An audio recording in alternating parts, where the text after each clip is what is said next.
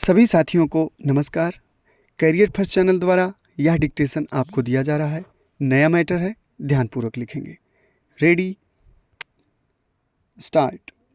साहित्य सामाजिक मंगल का विद्यालय है। यह सत्य है कि वह व्यक्ति विशेष की प्रतिमा से ही रचित होता है, किंतु और भी अधिक सत्य यह है कि प्रतिभा सामाजिक प्रगति की ही उपज है। सच्चा साहित्यकार कल्पनाओं के बजाय संवेदनाओं को प्राथमिकता प्रदान करता है। साहित्यकार समाज से प्राप्त संवेदनाओं को अपने साहित्य सृजन का आधार बनाता है। साहित्यकार इन संवेदनाओं के आधार पर अपनी रचनात्मक क्षमता को उड़ान देता है और समाज का यथार्थ एवं सजीव चित्रण करता है। साहित्यकार का दायित्व होता है कि वह अपनी रचनाओं के माध्यम से समाज की आदर्श परिस्थितियों को उभारे एवं विसंगतियों को दूर करने का प्रयत्न करे। मुंशी प्रेमचंद एक संक्रमणकालीन दौर के साहित्यकार और अपने युग की चेतना के संवाहक भी थे।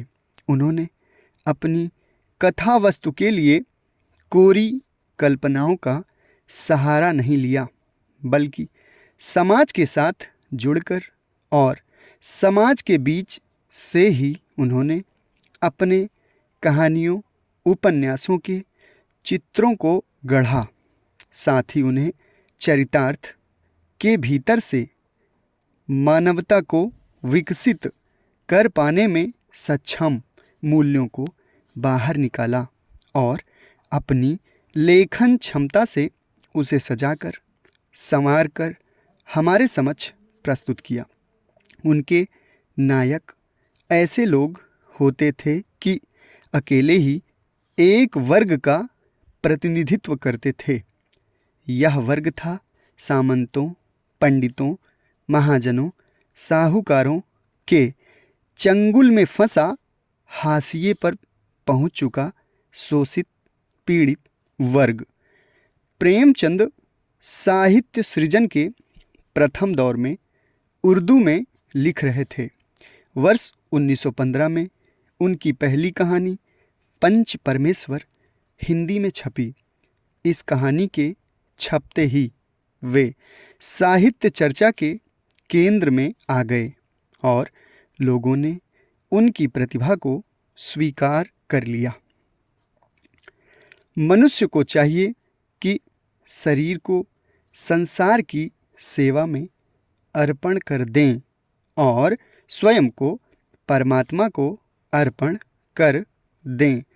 अपने लिए कुछ करना है ही नहीं और अपने लिए कोई वस्तु है ही नहीं, ऐसा अनुभव होते ही संसार संबंध विच्छेद हो जाता है।